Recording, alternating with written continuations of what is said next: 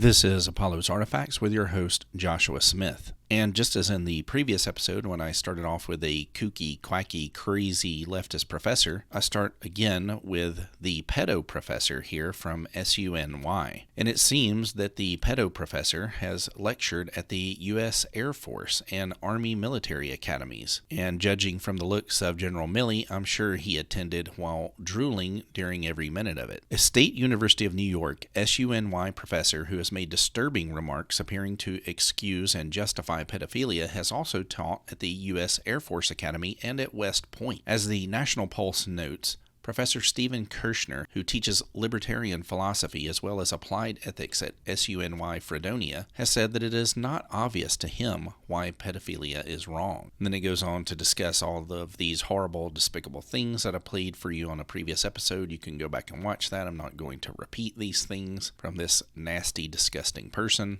But we have found out here that he has given numerous lectures before military audiences, and I'm sure toxified their brains with his craziness. And I'll have that link below so that you can check it out for yourself. Here from the New York Post, another one about another crazy leftist professor. Ex-UCLA lecturer facing charges for threat-laced video and manifesto. UCLA canceled all in-person classes today after a former lecturer sent a video referencing a mass shooting, along with an 800-page manifesto that threatened members of the school's philosophy department.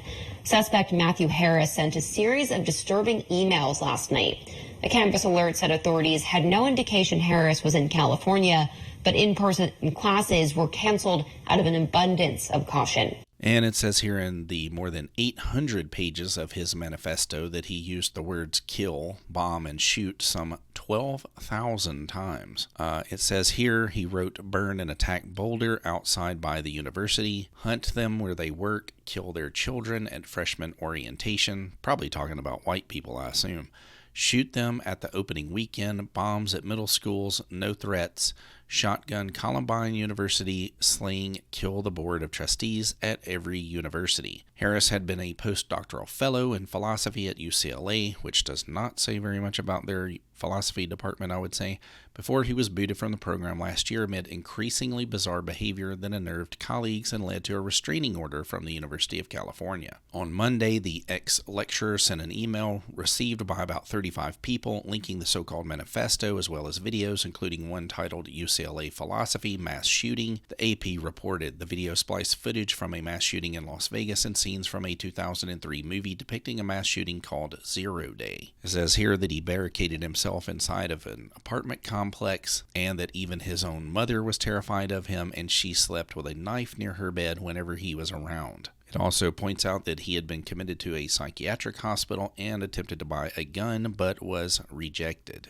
And here from the LA Times, former UCLA lecturer in custody threatened to kill female professor. It says here Matthew Harris, who was let go by UCLA last year following widespread complaints about his behavior as a postdoctoral fellow in philosophy, emailed his mother twice in January 2021 that he planned to shoot the professor with an MP5 submachine gun for giving me schizophrenia. A Los Angeles County Superior Court document said his mother warned the professor in April, sharing the emails that were forwarded to UCLA according to court documents. And so far I have been unable to access his manifesto. I'd like to go through it. However, what I was able to find was his actual dissertation, and I found it to be littered with spelling errors, grammar and punctuation errors. It contains a very bizarre section of dialogue format that starts the whole thing, and one of the things that really jumped out about it is that he completely detested politically correct white leftist elitist professors. He went on inside of it to criticize nonsensical things like the notion of having good posture. He basically said that that was racist. He was obsessed with his own racial identity and his so-called non-human predecessors, who he talks about repeatedly, and also the rights of so-called non-human persons. That's kind of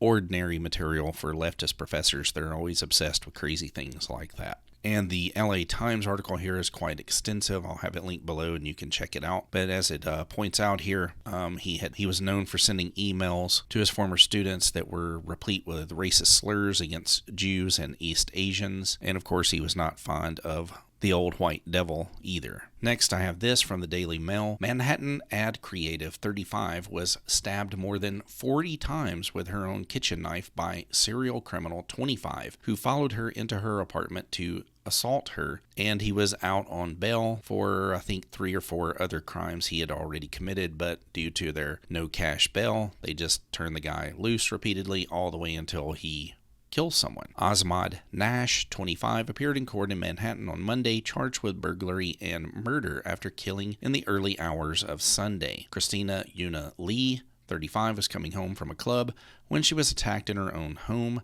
after a stranger followed her at random into the Chinatown building. Nash has been arrested some 7 times since 2017 and has 3 open cases in Manhattan criminal court, and he was out on bail, predictably, of course, because of these stupid George Soros bought and owned DAs. David Elliott, 63, who had been attacked by Nash on a subway in September, said that he was horrified that Nash was out on bail after punching him and free to attack others. It says here, a homeless serial criminal accused of murdering an ad creative after following her into her apartment knifed the woman 40 times with one of her own knives and had a sexual motive. Ahmad Nash was charged with sexually motivated burglary by prosecutors Monday, as it was revealed his victim, Christina Yuan Lee, was found topless in the bathtub of her Chinatown apartment on Sunday. The charge suggests a possible motive for the brutal murder, which shocked New York City and raised fresh questions about New York State's bail reforms after it was revealed he was a serial criminal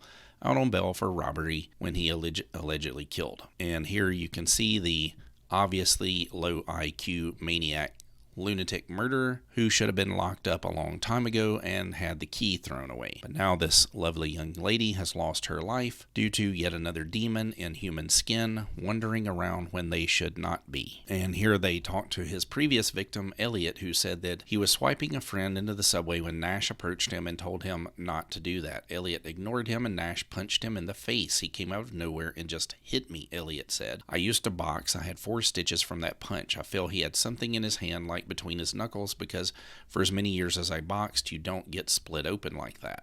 Elliot chased Nash out of the station and called police when he saw him darting between cars. He later identified him as his attacker. Lock these guys up and keep them there. This guy clearly has a lot of mental issues. We should just make sure that he stays in jail. Residents near the victim's building in Chinatown held a rally on Monday to decry violence against the Asian community, which I'm sure they blame somehow on white supremacism, because that's what always gets blamed for these anti-Asian attacks. Somehow this guy over here is responsible for what this guy did. That's the topsy-turvy logic of leftism. And as you can probably see here, this is a real genius at work. And here is the unfortunate young lady who is no longer with us. And I'll have this link below so that you can check it out for yourself. Next, I move over to Zero Hedge. Still no answers on the CIA's unconstitutional mass surveillance of Americans. The Central Intelligence Agency has been collecting Americans' private data without any oversight or even the minimal legal safeguards that apply to the NSA and FBI, an unconstitutional affront to our civil liberties.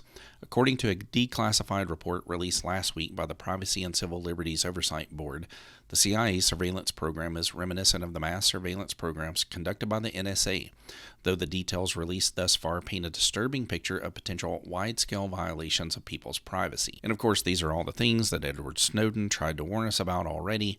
Of course, Americans don't care enough to do anything about it, so it just goes on and on and on. And I'll have this link below. You can check this out on your own. Here from Natural News, anti-Trump rhino Liz Cheney's husband found to have financial ties to communist Chinese government. And of course, if you know these neocon scumbags, this is not a surprise at all. They don't care anything about America. They just wrap themselves in the flag so that they can get wars. It says here that Cheney's husband, Philip Perry's law firm, has been cashing in on legal and lobbying work that his employer, Latham & Watkins, one of the largest law firms in the world, was doing for a host of Chinese companies, some of which were involved in the kind of activity that Cheney was warning had to be stopped. Translated, Cheney is just like her dad, Former Vice President Dick Cheney, a deep state faux hawk who seeks to publicly demonize a potential enemy while at the same time feeding the beast so as to keep hundreds of billions in U.S. tax dollars flowing to the military-industrial complex. It says here, Perry's firms work for the Chinese entities and countries whose human rights abuses and authoritarian rule have troubled the U.S. for years seem to conflict with his wife's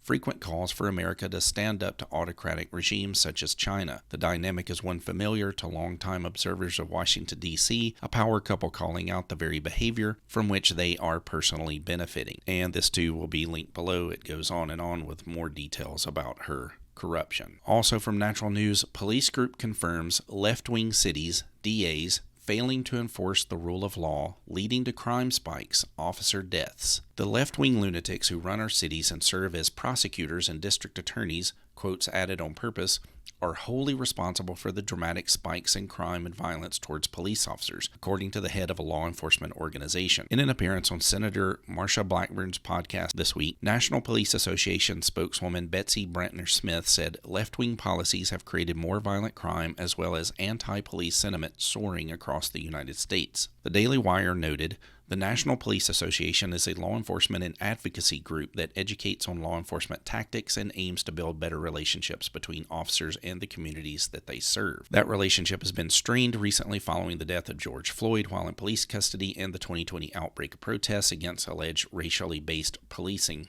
some of which evolved into riots.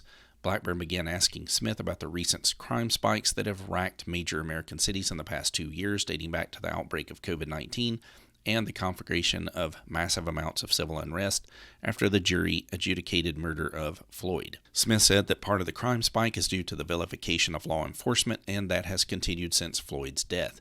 We've had this war on cops and, quite frankly, a war on the justice system, really since 2014, since the justified police shooting of Michael Brown. But for the last 19 months, since the death of George Floyd, we have had this vilification of law enforcement, Smith said, noting further that insane leftist policies are also responsible for putting criminals back into society, which is a major contributor to the crime spikes.